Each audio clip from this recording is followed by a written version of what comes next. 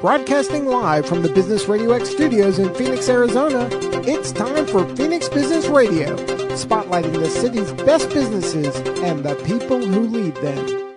Welcome to Phoenix Business Radio, broadcasting live from the Business Radio X studio inside Max 6 Workspace and the Conscious Capitalism Arizona headquarters in Tempe, Arizona, where we help build businesses and connect you with the right people. Connect, I can say that word, connect you with the right people. It's great to be here today with Moriah Sawtelle, blogger and photographer known as the Single Cavegirl. I love that name. Welcome to the show, Moriah. Thank you. I'm so excited about having you with us today. We've gotten to know each other a little bit this past year, and it wasn't until Chrissy had said to us, do you know what she's up to? Like this, she's a big deal. So I'm very excited to learn everything about the Single Cavegirl and who you are professionally and the new cookbook. Yay. So the Single Cavegirl, just give us an introduction to who you are.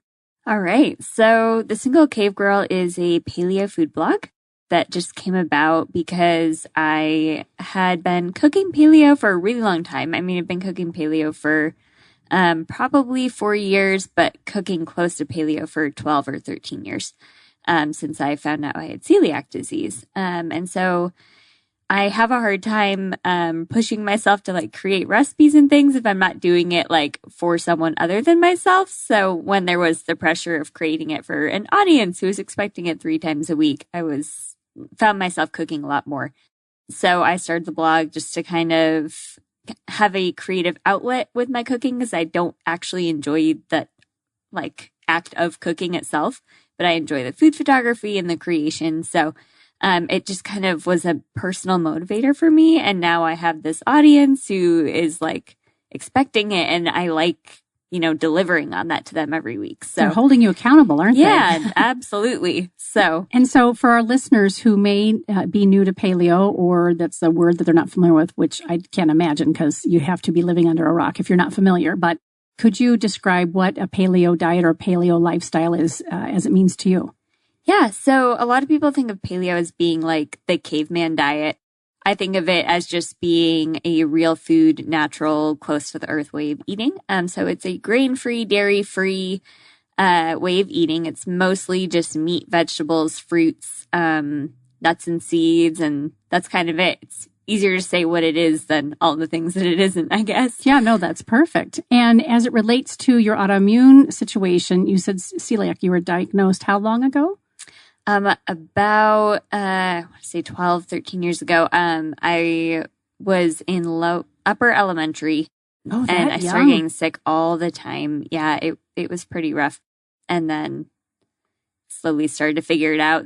Now it's so much easier to get diagnosed with it, but it was still kind of just becoming a thing back then. Yeah. And what are some of the symptoms that someone might experience when they have it? I mean, obviously, disclaimer, right? You and neither of us are doctors, but people listening and they're looking to change what they're doing in their lifestyle to try to feel better. If they're experiencing some symptoms, perhaps they can go connect with a doctor and say, hey, what do you think about this? So from your experience, when people ask, like, what were the symptoms back in early days with you as a young kiddo? Yeah, so the symptoms are really wide ranging, and they're starting to realize that it's not just like, oh, I have a stomach ache.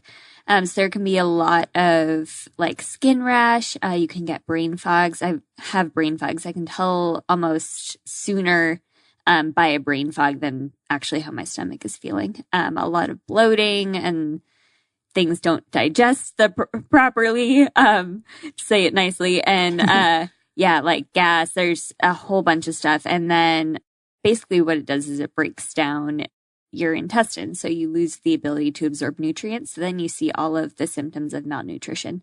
So hair falling out, paleness, brittle skin, nails are really brittle, different things like that, because you just lose the ability to get any nutrients from food. So a lot of people might be gluten sensitive too, which tends to be just kind of that that like digestive discomfort. But yeah, celiac can, like a lot of autoimmune diseases, really just range all over the board. Before we got on air, we were talking about my daughter, Madison, who happens to be the same age. And since she graduated from high school, we haven't quite put a finger on what is going on with her. And the best answer we keep getting is, well, it's an autoimmune disease, like this issue, which is, to your point a moment ago, vast. It's huge. We know that she's had to cut out gluten. We did food sensitivity testing, and there are several things on the list that she had loved as a kid growing up, mangoes and strawberries, things that she would just like consume by the crate, only to find out that that's been, something that her body has not been able to digest well. And one of the things that she struggled with is this fast-paced lifestyle as she's getting into her first couple of jobs and living on her own, and that idea of cooking for yourself. You said it when I introduced you that you've been cooking for years for yourself. When someone eats out and they have food sensitivities or legit issues that they have to be very careful with, I think you'd have to learn which restaurants you can go to. And then you'd also have to get good about cooking at home, because otherwise you continue to put yourself in jeopardy with your wellness. Do you have experience with that as well, as you've been trying to figure out who you are as this human being and this soul with this, kind of special skill set as it relates to what you should be putting in your body? Yeah, it's so hard, especially because so much of what we do that's like social involves food. Yes. So especially when I was younger, it can be really difficult to learn how to be in a group of friends and like not be participating in what they're doing, but try to like get them to understand that like I don't feel left out as long as you like understand that you don't need to exclude me. Or shove something in front of me and tell me, you need to eat this. Yeah, like I don't need to be eating with you at the table, like eating the same food for us to have a connection with each other. So that's kind of been something that I feel like sometimes I'm still getting over. But so yeah, I think you just kind of learn to adjust to that. Then in terms of being prepared, like I always have a bag of almonds or something with me in case I end up somewhere and I'm like, oh, I really can't have this. Planning ahead and calling ahead to restaurants and asking, like, not only do you accommodate gluten allergies, because every place has their gluten-free menu now, but it's so much more than that. So you have to make sure they understand autoimmune disease. And there's so much more awareness now than there was before that it's becoming easier, but you still do need to call ahead and prepare. And then, yeah, just plan ahead, have like a meal prep done on the weekends that you have stuff at home if like you went all day and you weren't able to find something and you get home and it's ready for you. And your blog, The Single Cavegirl, do you discuss some of these strategies and these experiences and find that your followers are appreciative and need that knowledge?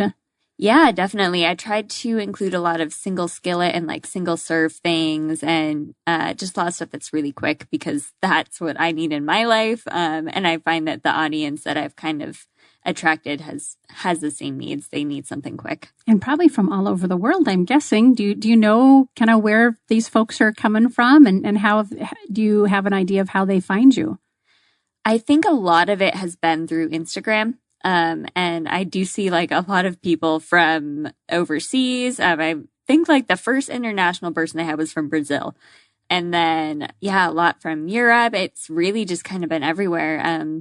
I had a girl from Australia the other day who I was like talking with. So yeah, it's really cool. I was just going to say, how does that feel? Do you love that? I do love that. I'm big into traveling. So we were just talking about my daughter moving to Brooklyn. You're like, I think you're going there soon, you said, and have some interest in that area of the world. So I love it. And the Instagram, really social media overall, really gives us an opportunity, at least I feel like, to really feel like the world is just one door away. Like we could go anywhere and connect with people who have similar interests and who knows, even end up staying with them or at least meeting up for coffee or something like that. So I love that you're doing, and your generation specifically has gotten so smart, most everybody, and savvy around how to be this influencer and how to put yourself out there. I mean, you have a cookbook, for goodness sake, and you're how old? 22. 22. Yeah. I said to Moriah before we got started, I said, because I asked, how old are you? And she shared that she was 22. And I was like, my gosh, you just have this beautiful, soulful, wise, mature aura about you. And then also just this youthfulness and playfulness and amazing creativity. So in addition to the blog and having folks follow you on Instagram, talk a little bit more about the food photography, because that's in addition to having to make this lifestyle commitment and change, you also found your way to this because you love photography. Yeah. So when I was first getting started, I also work for a branding agency on the side. So I'm big into branding, and I was like, okay, what is going to make me different? Because there are a lot of blogs out there right now. And I was like, I bet if I really try to over deliver in quality in areas where other people are lacking, I can probably differentiate myself a little. So consistency and then good food photography were the two things I noticed in autoimmune blogs that were really missing. So I really focused in on studying food photography, and I've loved photography my whole life. I studied it a little in college, but food photography was kind of a new thing for me. Okay. I took a course on how to do it, specialized in a little bit of restaurant photography because I have always just found it so beautiful. And then I had some people reach out and be like, your photography is really amazing. Can we work with you? How can we collab? Yeah. So I had a few brands who liked it. And then I was like, I would really like to shoot for a restaurant because then I can shoot lifestyle, food, drinks, things that I didn't necessarily cook because sometimes I don't always like the cooking part of it. And paleo food isn't always super pretty. Let's be honest.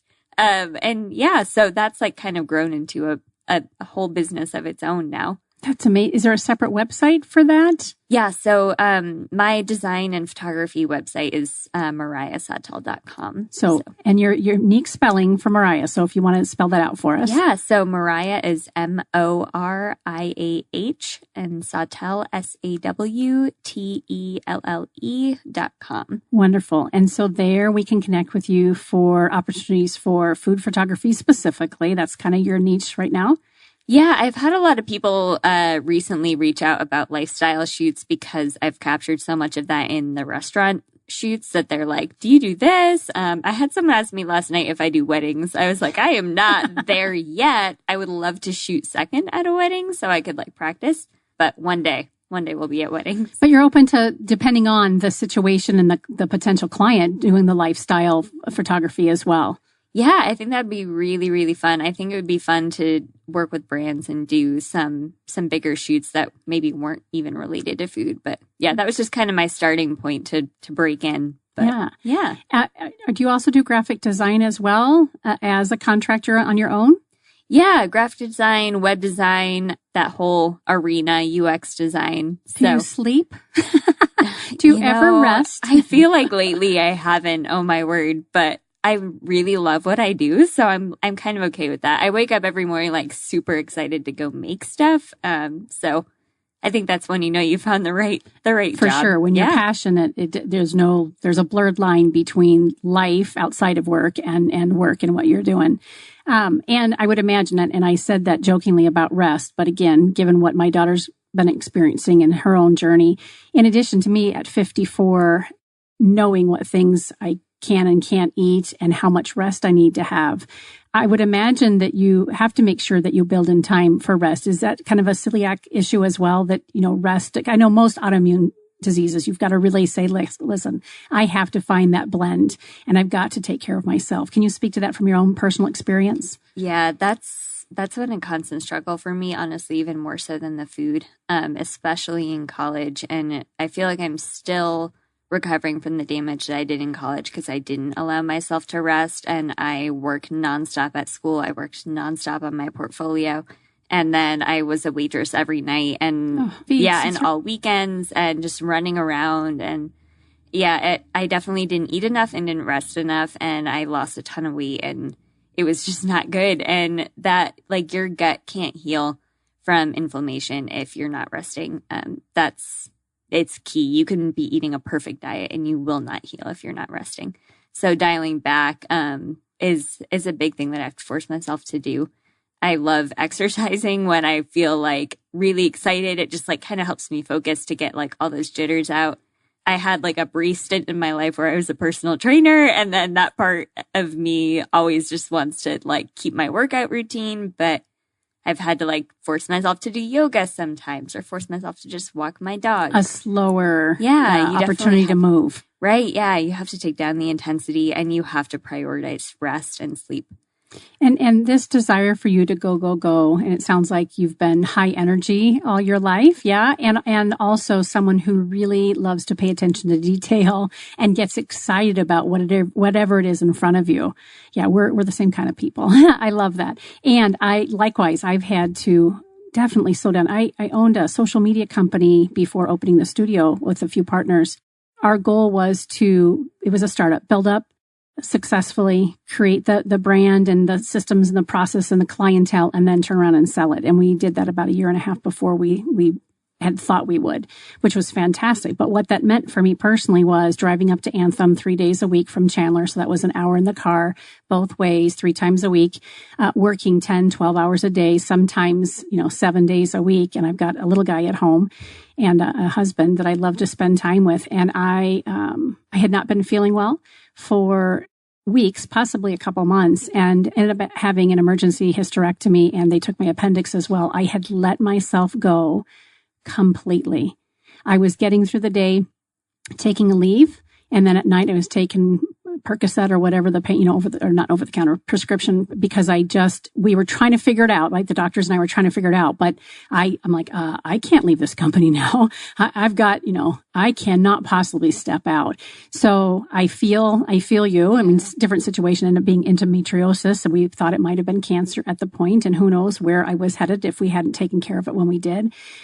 I had to make a lifestyle change. I had to shift, and I am high energy. And like you, I am, if I can see something that I can contribute to the world and beautify it and do something unique and different, what I'm doing with the studio is a perfect example.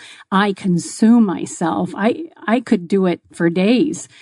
And we just have to make sure that we can step back. I don't know about you, but I found that I think you alluded to this when you talked about exercise. When you are excited about something, if you get out and physically move, you feel better anyway. And I can be more creative when I take time and step away. Do you find that as well? Yeah, definitely. I feel like, and I've talked about it with this with some of my coworkers at the agency I work with as well. Like we feel like we have to start working on an idea at night, so we can go away from it and go to bed. And then the next day, like you just feel refreshed and you feel like you have fresh eyes and you're like ready to look at it and like see something you didn't see before.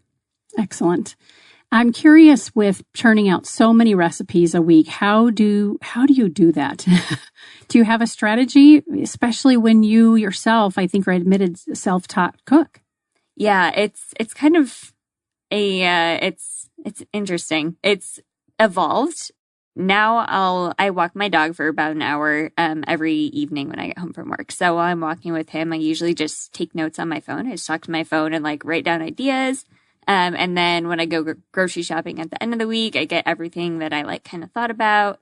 Friday night, Saturday morning, I kind of start cooking, and then I'll do the photography usually Sunday morning when the light is good. And you've got to do it every week because you've got people following and listening and paying attention. And like you said earlier, you've got this commitment to bring them the best that you have to offer. Yeah, I find if I work really hard, like my max is 6 or 7 recipes in a weekend. So sometimes I can double up if I know I'm not going to be able to the next weekend. But then I find myself during the week, I'm like, I didn't actually really try to cook because I wasn't cooking for other people. And now I'm hungry. That totally happened this week. So yeah, I got to cook for the blog this week. That's good. So you, Instagram, and I don't follow, I mean, I love seeing the pictures, but I don't really follow anybody on Instagram, although I need to start following you for sure. With Instagram, do you put up a photo or a couple, and then do you also give the recipe, or do you send them the blog? How does that work kind of, technically, as you encourage people to engage with you and continue to come back for more? I always send people the blog. I know that a lot of people will probably scroll past everything that I'm writing before they get to the recipe, but a lot of that has to do with my autoimmune disease and has to do with the inspiration for the recipe. And to me, it's really a part of the recipe. And so I like to just keep it all in the blog. And then you can see all the other pictures. Right. But the Instagram is kind of the teaser. Hey. Yeah. And it's a quick opportunity for people to get to know you. And we have to, since you're a graphic designer and you're in the marketing space, it's important for us to mention that there are also some strategies to having it be on a blog and sending them from Instagram over to there and telling the story, right? That's a very popular, especially around food blogging and lifestyle blogging. Here's the story. Here's a little piece of Moriah behind this instead of just, hey, blunk, here's the recipe, because they can go to, I don't know, Pinterest or something else for that if they want to. Right. And then there's this part of me that worries, like with social media changing, like what if Instagram went away and then all my recipes were gone? But it's nice to have everything on like kind of my own hub where I can send people. And then people who are looking on Pinterest or something like that can still get to the recipe because it's not living on some other social platform. Yeah. So very wise marketing and business savvy as well. Very good. Tell us a little bit more about the cookbook then. What is the name of the cookbook and any like cool pieces that makes it unique? So it's called Skillet Life, and perfect. Yep. I obsessed over every detail of design in it, and the photography. Of course, the designer in me wants to redesign everything now that it's out, but you know. That'll be whatever you call it, edition 2. Oh, yeah. And it'll look totally different, but be all the same food. Nothing wrong with that, right? Repurposing, another marketing and business technique, right? Why not? More practice. So the Skillet Life, is that what you said? Yeah, so it's called Skillet Life. All of the recipes are made in single skillets. So there's a whole bunch of single skillet ideas from breakfast, lunch, dinner, really anything. A bunch of soups. The soups chapter's got to be my favorite one. And then there's a whole guide on the beginning on how to put together your own single skillet kind of meals. So I walk through like how to make your sauce, how to pick your protein, like pick 3 veggies, pick a base, and then you just kind of make it all in your skillet and dinner is ready and you only have to clean 1 dish. Oh my God. Hooray. I'd love that. I need to get it for my husband and my daughter. My husband's the chef in our house. And I say chef, cook, also self-taught, but delicious, delicious food. We've been together for 15 years and I've put on 30 pounds since we've been together. He's a butter and potato and pasta and all the Midwest foods. So, and yet I keep thinking to myself, I need to make some of these shifts so that I can continue to feel better. I love all that stuff, but I could eat them far less. So I will have to talk about getting that book. And so where do we get the book? And is it hardbound? Is it online? Does it come in both varieties? Yeah, so it's all ebook right now. Hopefully we'll be in print soon. But yeah, you can just get it on my website. If you just go to singlecavegirl.com, right at the top, there's a cookbook button and that'll take you right there. And for the folks who are listening who've gotten to know you through Single Cave Girl and following you on the blog and Instagram, is there something different you could tell us from the cookbook and what they would kind of normally see on the blog? Yeah, so the blog tends to be a mix of things. It's not always single skillet. Oh, sure. So the single skillet stuff is I really work to make that purposefully easy and quick. And then the whole guide on how to piece together everything is definitely unique to the cookbook. And the skillet cookbook, the Skillet Life. Skillet Life cookbook is also, it's paleo. It really, you speak to that specifically. Yes, it's paleo. And then there's kind of another side of paleo that's called autoimmune paleo. That's a more modified version of paleo for people with autoimmune diseases. So you really have to scale back on some things that can still be inflammatory, even if you are eating full paleo. Like you have to be careful about some nightshades. There are a bunch of different things in there, not too many nuts and seeds. And you address some of that in the cookbook? Yeah. Yeah, so the cookbook, I tried to make the recipes fit that. Oh, I see. So it is autoimmune paleo. So yeah, it's not 100%, but there is like a nightshade-free fajita thing. And fajitas are hard if you can't have peppers and tomatoes and things like that. So yeah. Very smart. Do you see down the road, aside from a different edition of this with some different cover and that sort of thing, did you enjoy it enough that you would consider doing another one down the road? Yeah, I think I would. I'm trying to find the time for it, but I would love to do maybe a smoothie bowl book because I feel like I live off of smoothie bowls. And then I've also been thinking about doing some sort of like salads type of cookbook. And then maybe just like an all-around general one with like even desserts in it because desserts are something I didn't touch on in this first book. And you tend to do, again, this variety on the blog as well, right? So the first cookbook is the skillet, but then you've got more of a variety on the blog. Well, great. My favorite photos on Instagram are the smoothie bowls. Yeah. They're gorgeous. I mean, that's one of your things, huh? Yes, they're really fun to photograph because they're so bright, and I tend to cook a lot of just like meat and vegetables. So then cooking something that has fruit and chocolate chips and things like that is always fun. Love it. Do you have any tips for folks who are traveling? We had such a nice conversation off air. I'm forgetting if we mentioned on air as well, but my daughter's preparing to move. And most of the time we are her little refuge. She'll come home and she'll look through the fridge and she'll take what she can to load up at her house. And she also works a lot and is extremely busy and hasn't gotten to the routine with buying groceries and meal prepping to the degree that I know that she would like to. Any tips for someone who's traveling or maybe even getting ready to really be on their own somewhere for the first time? How would you encourage them to continue eating paleo and gluten-free, especially when they're out at restaurants and we're worried about cross-contamination? Yeah, so if you're at a restaurant and they're not going to cater to paleo, gluten-free, and cross-contamination is an issue, then I would really honestly just not eat. I would make sure you have a protein bar or bag of almonds or something with you as backup, just because you don't want to get sick. You don't want to do it. It's not worth it.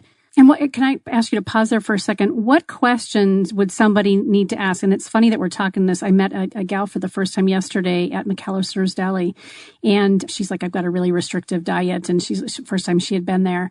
And as she went up to the counter and she placed her order, she was saying, I need gluten-free. Do you have a gluten-free bread? They said yes. And the gentleman on another register looked over and said, is this a preference or is this like a health situation for you? Because he was telling her that you need to know that we're going to be using the same cutting boards and the same knives. And for her, that was not an issue. But when we're talking about cross-contamination, we're talking about for some people, that is a huge issue.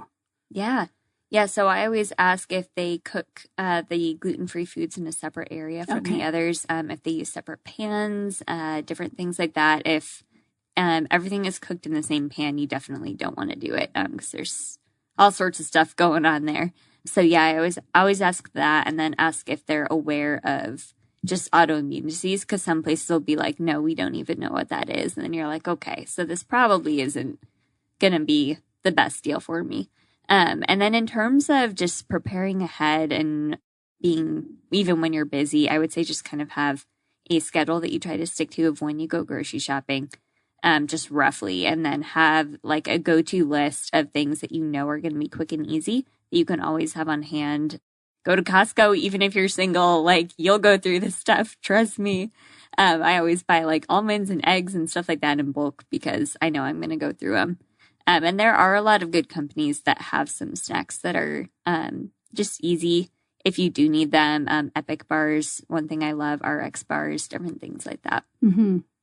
And you had said that you love to travel when you get ready to go. And if you want to eat out, I would imagine you're probably looking ahead and kind of looking to see who in Brooklyn has gluten-free. And I mean, any other strategies beyond, again, planning ahead when it comes to travel?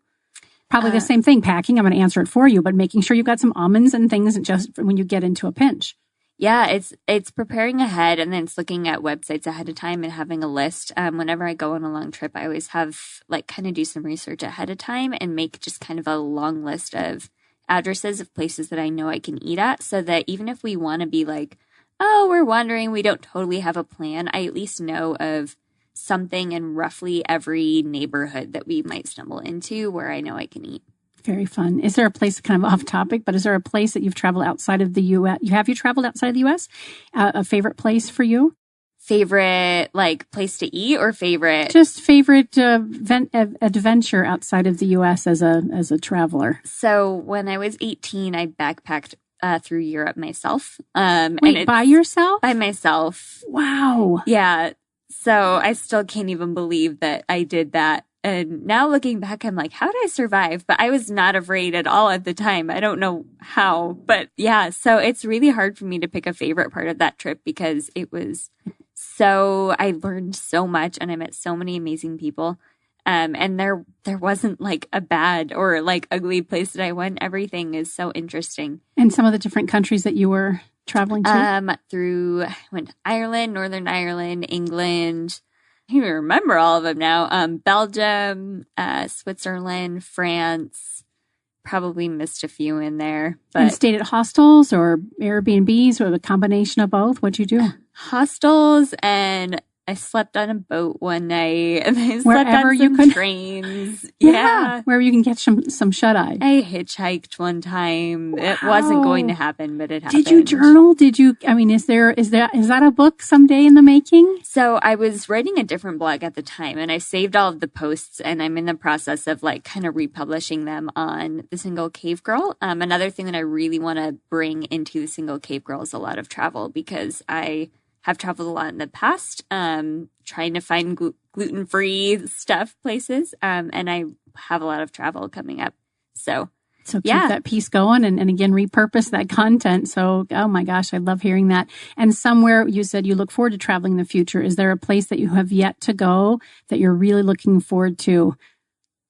I mean, again, I'm sure there's multiple places, but was there what comes to mind?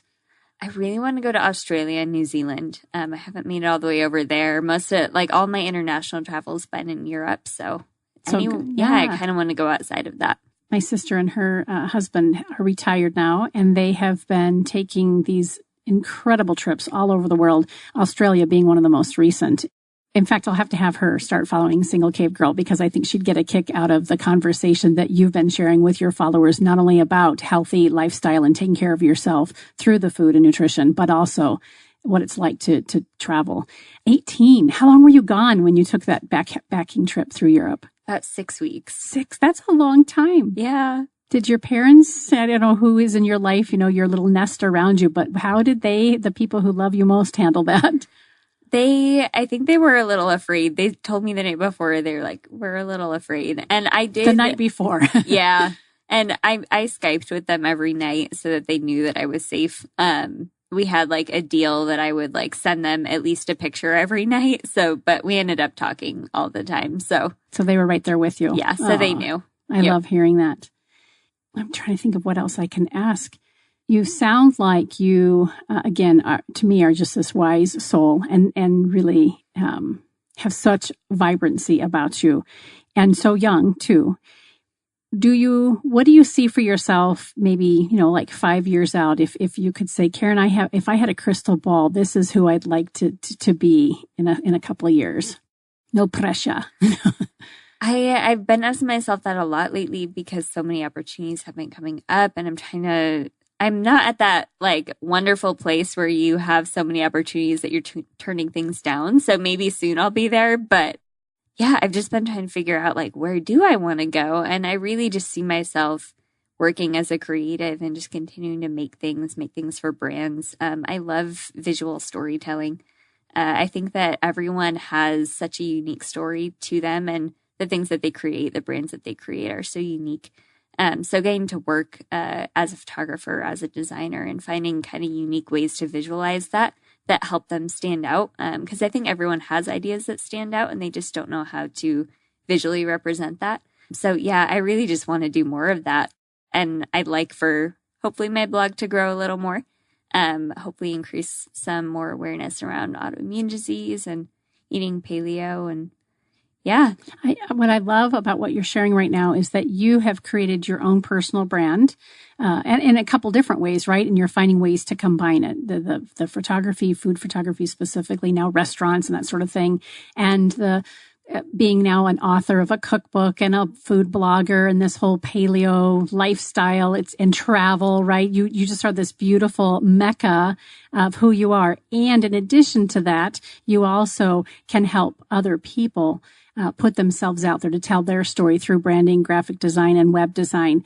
And to me, as a business owner, that's really important. I always look to people who say, "Hey, I'm in marketing, digital marketing, or I do graphic design, or I write, or whatever their thing is, and they want me to be a client of theirs." I want to look to see, how are you showing up in that same space? So if you're, saying that you're the marketing guru, I'm going to go to your website or wherever you are on social, and I want to really feel you. And if you're not keeping up with it and or showing your chops on your own website, we're not a good fit. I bet you can resonate with that. Oh, yeah.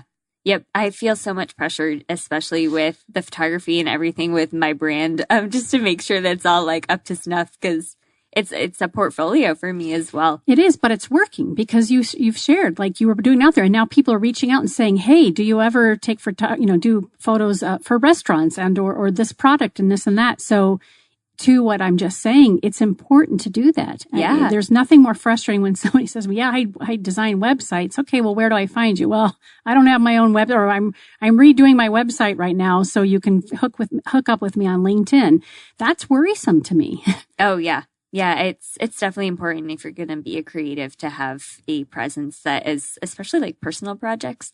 I feel like if you are a creative, and I think everyone is creative in some way, but if you're going to work as a designer, I feel like how can you not have personal projects? Like, I feel like you just always have that impetus to just go make something. And so you just end up with all of this stuff. So yeah, share it. Yes, share it. And I think I think we can discern whether or not we're a good fit with somebody that we might want to hire as business owners and entrepreneurs.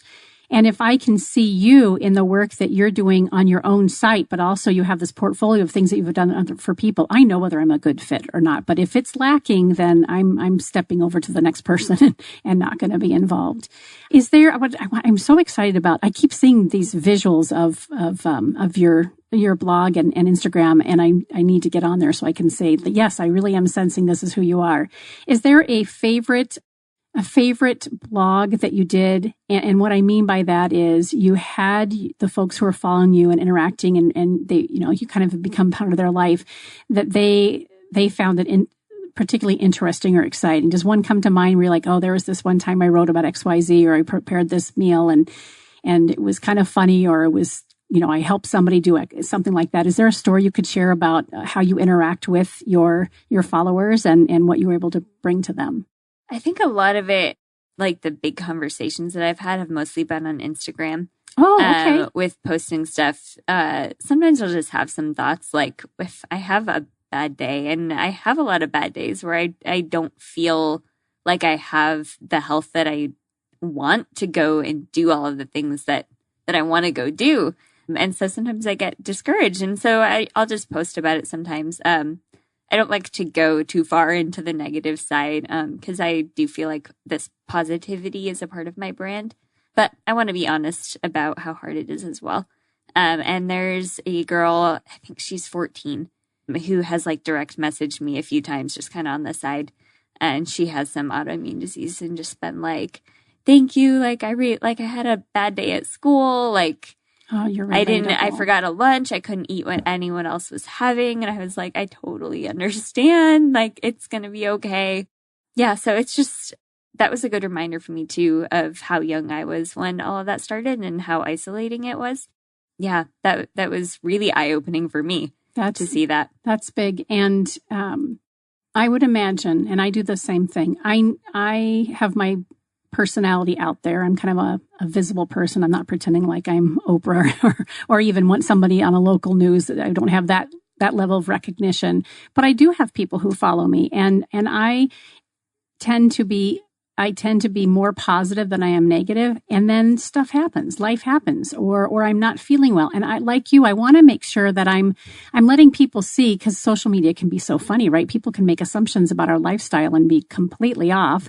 But if we're not putting both sides of the coin out there, then we're misleading, right? So I really want to acknowledge you for sharing that piece of you, because it's real. That's reality. We are human beings living a soulful existence. And that means sometimes there are shit days. Mm-hmm. And there are other days that we just feel like we're amazing. So kudos to you for putting it out there. And obviously through that authenticity and that honesty, being able to help somebody who's going through something similar.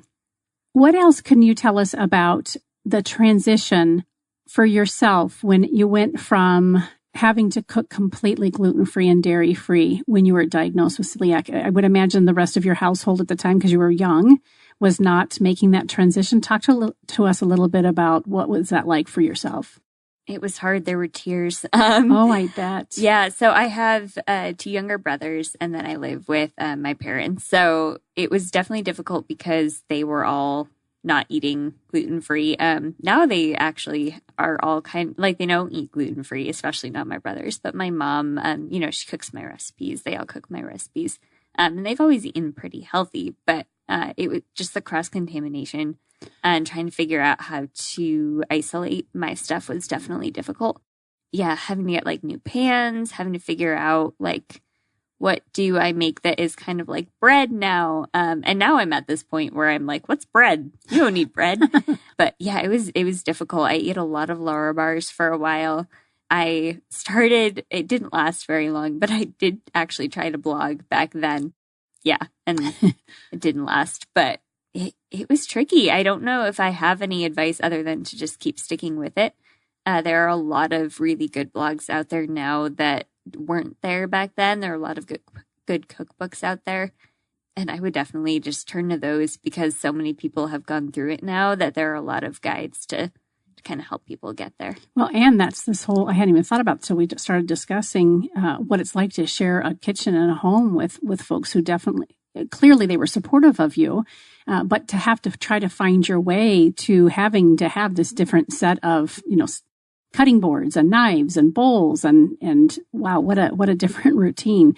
That whole conversation, I bet, would bring anybody to tears, regardless of how old they are, that when you're living in tandem with people that you love and having to do things differently has got to be tough. Yeah, it even goes as far as like we have a sponge for washing dishes that have gluten and then one for stuff that's gluten free. Yeah. It's a lot. And depending on where you are on the kind of the spectrum of your autoimmune situation, some, again, it's okay to cross-contaminate or whatever. And others, you've got to be uber careful because if you fall sick, you're sick and you're down and out. Mm-hmm. Yeah. Yeah, it's so much easier now that I live alone and I make my dog eat gluten-free stuff. So, perfect. But I still have like flashbacks sometimes to living with roommates and oh my gosh, it was so hard. Yeah, and I would imagine that would be very difficult. Again, even in my home where my husband does the majority, all of the cooking, as I look at wanting to make some changes, I know I'm going to have to take some personal responsibility because to ask him to do that, I'm sure he would once I start modeling it for both of us, but I've got to take the initiative. And I've been putting it off because it appears difficult. Yeah. I know for me, one of the things that we've talked about is that food prep, really planning and being prepared ahead of time. And Scott Marsh downstairs from the studio, Scott, he does his show out of the studio, Think Fit, Get Fit, Stay Fit. And he owns Mind, Body, and Strengthening. And he's been somebody who I've been partnering with to say, okay, hold me accountable because left to my own devices, it's not going to happen. Yeah. Yeah. Love it. Let's see. Anything else I hadn't thought to ask Moriah that you think would be great for our listeners to know about you and Single Cavegirl, as well as who you are as a designer? Oh, there's so much. I feel like pictures of dogs. I have a lot of those as well on my Instagram. Very fun. And then in terms of me as a designer, I guess I just take a lot of inspiration, I think like a lot of creatives do, just from the different things that happen to me. And that's definitely how Single Cavegirl came about. Just taking something that's really difficult, something that was really hard for me, and just trying to find a way to make something beautiful out of it.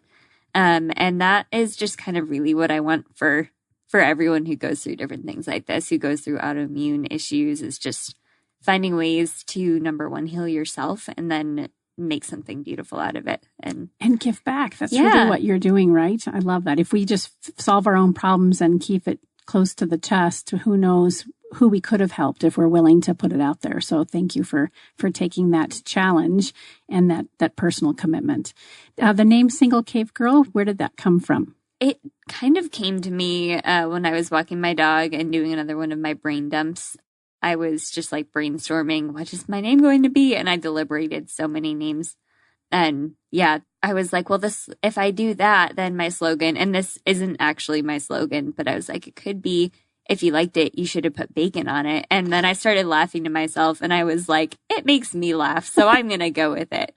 Yeah, and now I'm the single cave girl. It's perfect. And you had mentioned early on in our conversation that paleo has often been referred to as the diet from cavemen. Right. So that's kind of a fun play on it as well. Yeah, especially because I don't refer to it as that, so it's almost kind of like a joke. Yeah. Yeah. Yeah, because you did say that. Right. Actually, you don't refer to it that way, but I love it. So now I'm getting even more of the humor coming through. Well, it has been a pleasure, Moriah, to have a chance to get to know you from this perspective. And again, I do hope you'll come back again with us and share some more about yourself. Just so many, you're just this, I'm going to use the word influencer. I don't know if that's appropriate for you. That's that, again, that my generation looking, go, oh, I see what she's doing. Like I know what I'm talking about. But as an influencer, someone who's out there, who's creating your own brand and providing a service to folks who really are looking to have some help in this area around healthy cooking and wellness as it relates to gluten-free and a paleo lifestyle. Congratulations. And I'm sure there's more for us to talk about around food blogging in addition to photography. And we'll stay in touch and learn more together. Yeah, that sounds awesome. Thank you for having me. You bet. And then one more time where we can find the Single Cave Girl, both on Instagram as well as thesinglecavegirl.com. Yep. And then for your photography and your design work, it is MoriahSawtelle.com. Yep. And again, the spelling is M as a monkey. Yeah, or Moriah. MoriahSawtelle.com. Yep. You Wonderful. got it. All right. You've been listening to Phoenix Business Radio with Business Radio X, broadcasting live from within the Max 6 and Conscious Capitalism Arizona studio. Some media leans left, some lean right, and we lean business. Until next time, I'm Karen Nowicki.